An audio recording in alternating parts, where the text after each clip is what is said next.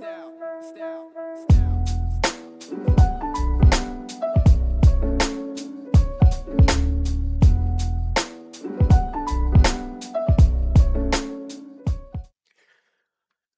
guys, today on Optimized Hardware, we're going to do a quick unboxing of the Peerless Assassin 140 air cooler here, the twin tower CPU cooler. So I picked this up because it's a $40 cooler that apparently can hang with like some of the hotter CPUs like Intel's chips. And looking over some of the stats here, it has one 120 millimeter fan and one 140 millimeter fan, both of them at a 1500 RPM max setup. With looks like decent noise and airflow here. So the 120 does 66.17 CFM and the 140 does 77.8 CFM. So, and they are PWM and they are a sealed fluid bearing. So we'll take a look at this, unbox it. I have not opened this up. So the packaging looks like you're just standard cardboard stuff, and that's good because it's not wrapped in plastic. But it does cover for AM4, AM5, and Intel, all of the 1851, 1700, 1150, all that 1200. So that's good. It looks like it covers a lot of bases.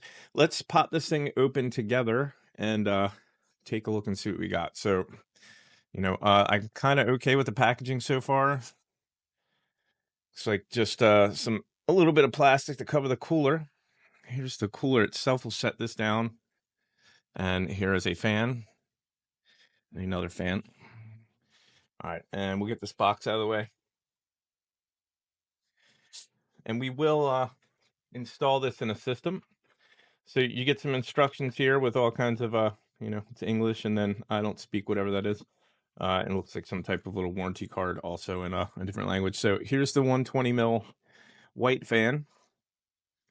Looks just like their RGB fans, pretty much. It's got the pads on them to keep it noise down for vibration. So I'll set that down the side. This is the 140 fan that I have not seen before.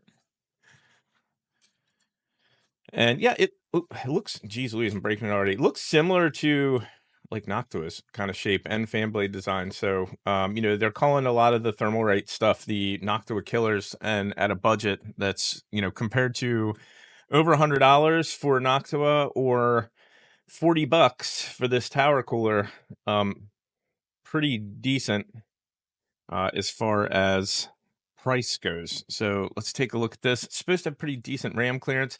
Apparently they had changed some of the fin stack design, if you can see it here. So they have kind of these bump outs on here, which are different than the previous version, the smaller version with the dual 120s. And these are also much thicker and a deeper design. It's got 6, looks like heat pipes. Yeah, pretty standard here. So I'm going to peel this just to not mess that up later. And the surface looks pretty decent. I don't have testing to do flatness or anything, but we're going to do thermals and see how this thing looks and check it out. Let's look at some of the hardware that comes with this as well. I'm going to have a sip of my coffee real quick, and we'll see if this little fella,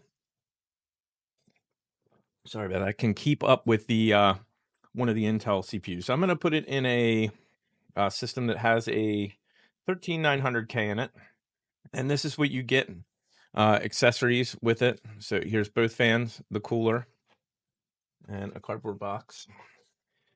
So everything's in individual plastic bags, which I get. Now apparently some of the older ones did not have LGA 1700, and there was some confusion for the standoffs, and you would use these. But these actually have a dedicated LGA 1700 setup.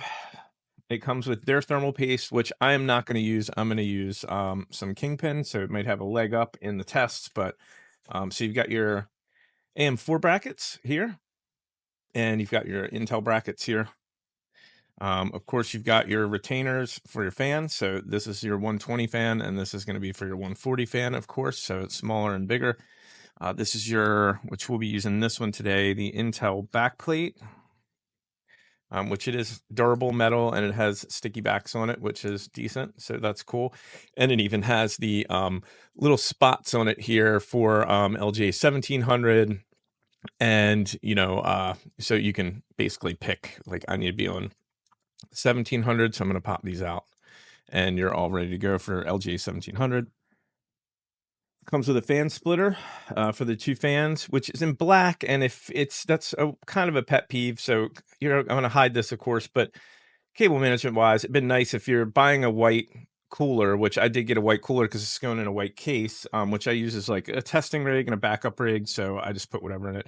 Why not give you a white harness? And then there's your AM5 stuff and your hold downs and everything else in here. So I'm just going to open them up now and get all this stuff out of the way. So this I'm not going to be using, but I will put this back in the big bag for AM5. I will be using these for the LG 1700. So I'll pop those to the side. And your hardware, which is going to be used to like standoffs and hold everything down. So you got that. And we get all this trash out of the way. And that is what you get in the box with your Peerless Assassin. So sorry for all the crinkles, but what I'm going to do now is I'm going to get a PC. I'm going to set it in the PC. I'll go over some of the install with you, and we'll see how this thing goes. I'll apply thermal paste, put the backplate on, and show you how quick and easy the install is in a current system. So I'm going to unplug that system, put it up on the bench, move my camera around, and we'll take a look at that. And let's see if a $40 cooler can keep up with some of the more expensive coolers from like Deep Cool, Noctua, and see if it can manage the temps of the 13700K. So be right back. Okay, guys, so this is my test bench system, which I'm going to use, and I use for lots of little things like coolers and, different stuff, graphics cards and whatnot. But this is a Corsair 5000D Airflow, of course. It is housed with a bunch of fans. So it's got 6 120 on intake and then 4 120 on exhaust, using these very cheap and affordable Thermalright fans, which do very well. They only spin up at 1500 RPM. They're quiet, and they work rather well. So and you can get them for $15 for a pair of 3. So Thermalright is really trying to come through here and knock it out of the park on budget and bang for the buck. So I'm hoping this tower cooler, which is in white, will look decent in here, and I'll probably use this for a little while until I get another cooler to test. Will do pretty well. This is, of course, 13700K Z690 Asus ROG Strix Gaming E Wi-Fi, 4070, fair amount of fans, and I think it has a 1000-watt power supply in it as well. Just to keep up, with anything I throw into it. So if I want to throw a bigger card in, I can. I want to test it. So I'm going to go ahead and get this ready. I'm going to throw the back plate on. So, you got your little Intel backplate. I'm going to toss this bad boy on there. For thermal paste, most of the time, my own personal stuff, I use Cryonaut Extreme because I like Roman's products. But this time around, I'm going to use Kingpin cooling, the blue stuff. Everyone's like, is that blueberry icing? And both of mine, I either use pink or blue. But I prefer this. This may give this a little leg up as far as temps, but I've had very good luck with Kingpin's stuff. And you get this giant tube of this for $64. And if you build a lot of PCs, this can last you quite some time. So I'm going to go ahead and install this backplate and then go through installing the thermal paste and the stuff on the front side, and I'll film that. We'll talk about it and see how the install goes. Should be pretty easy, and I'm going to get to that right now.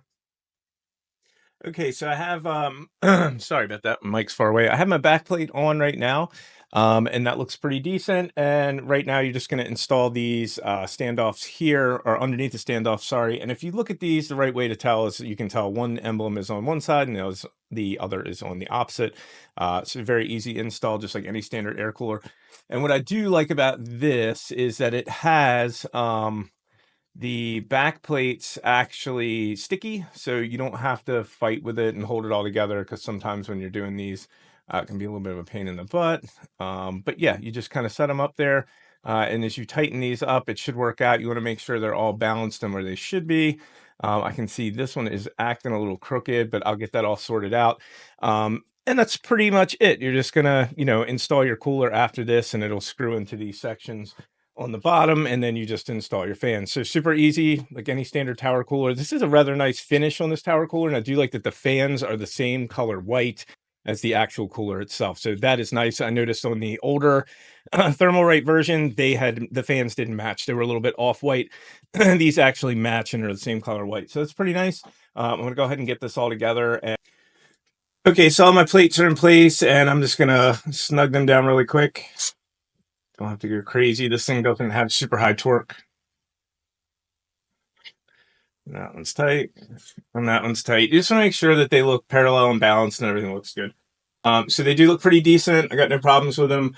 Looks fine to me. Gonna go ahead and get some thermal paste out right now, and I'm gonna try using the little spreader nozzle tip and see if we can get a good application.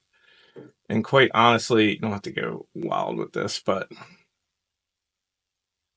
oops, and I gooped. I don't want to do that. Should have just done a bead. I'll clean this up.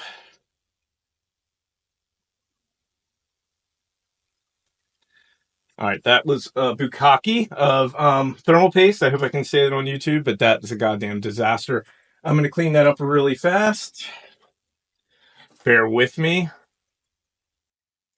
As you can see, we fixed the decimation of thermal paste that I had all over the front of that plate on the front side, so that's fixed. It just got a little messy, and it's always hard doing thermal paste when the board's already in the case, so I could have just put a pea size, but I like to spread it across the IHS, and it's not really, it looks like a lot, but it's a very thin membrane of thermal paste, and I do like using their products from Kingpin. So what you will need is a long screwdriver. I know some of the companies out there provide like a screwdriver or whatever. It's totally unnecessary. You just need a small set of tools. Okay, like super easy. As soon as you get two screws started, you just go ahead and snug it up. So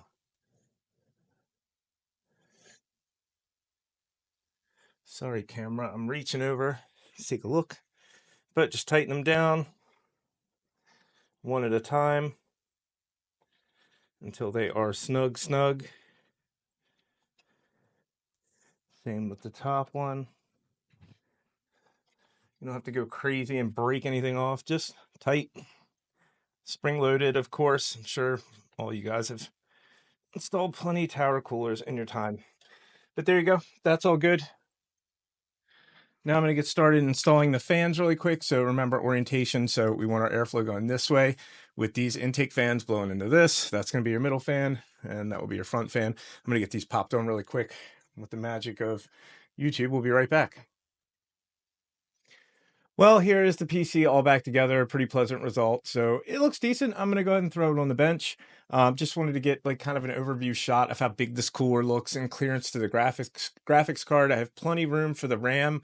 It was rather easy to get them clipped in, and it is nice that the white is matching. The fan color matches, so it can be hard to see if I have low light or like all the RGB going on with the rest of this case. But looks pretty decent overall. So I'm pleased with this cooler so far. Installation was pretty simple, nothing crazy. I would have preferred if it's for white case to have white cables for the extension cable, but in this situation, see, I'm not using a silver motherboard or white motherboard. It kind of works out.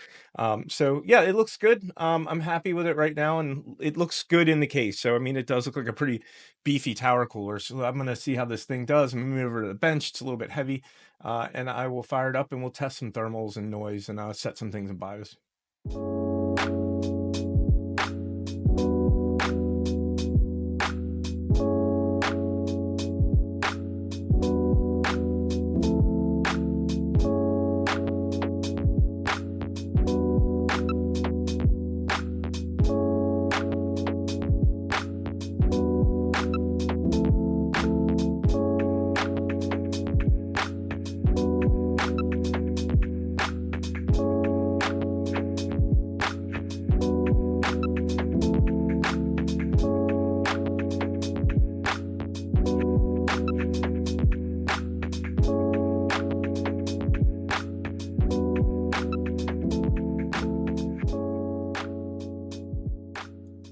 The Peerless Assassin 140, a very good cooler for very little money. $42 for a decent tower cooler is awesome.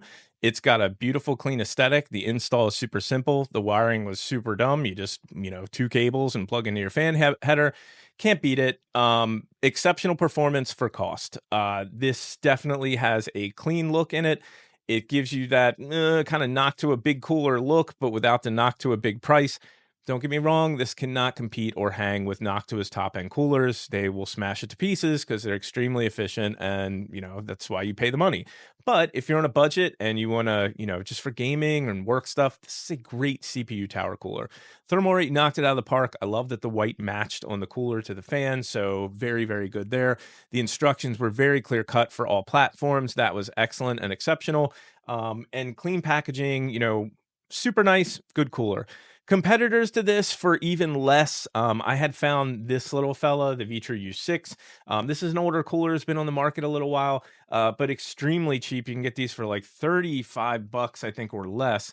And they do have, if you're looking for RGB, and it has two 140 millimeter fans, not one 120 and one 140. It has RGB accents on the top and these little X's here and on the top side there. So a lot of younger guys like the RGB. It does have that 6 heat pipes, just like the Thermalright. Very, very good cooler for the cost. Extremely quiet, runs 100 RPM faster fans than that, and a little better CFM. Noise is pretty much identical to that. It might be a touch louder, but nothing you'll hear through the glass.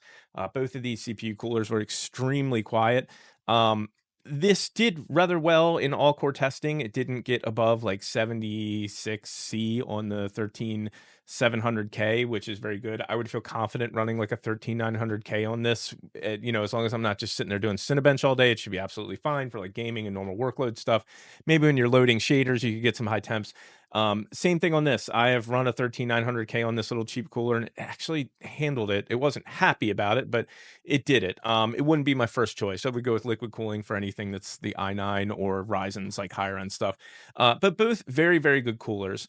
For my next video, I'll be reviewing a Corsair case. So excited to do that. The new variant of the 4000D that comes with some fans in it, that has some lights in it, and we'll see how the build quality is. I'm very excited about that. If you don't know about our Facebook group, you can go over to Custom PC Builders and join our group. There's some questions you got to ask, and you'll come into our group and you can learn all kinds of things about building your PC, maintaining your PC, new parts, show off your rig, whatever you want to do. Very friendly group. We would love to have you over there. We're over 100,000 members now, and we would love to have you along. Please like and sub if you like the video. If you have any products that you would like me to review in the future, whether it be a tower cooler or a liquid cooler, whatever, let me know. I will buy it on my dime and check it out and review it for you guys. Thank you for coming along with me tonight and hanging out while I, put this in a PC. And I'm very happy with that little cooler. And we will see you on the next one.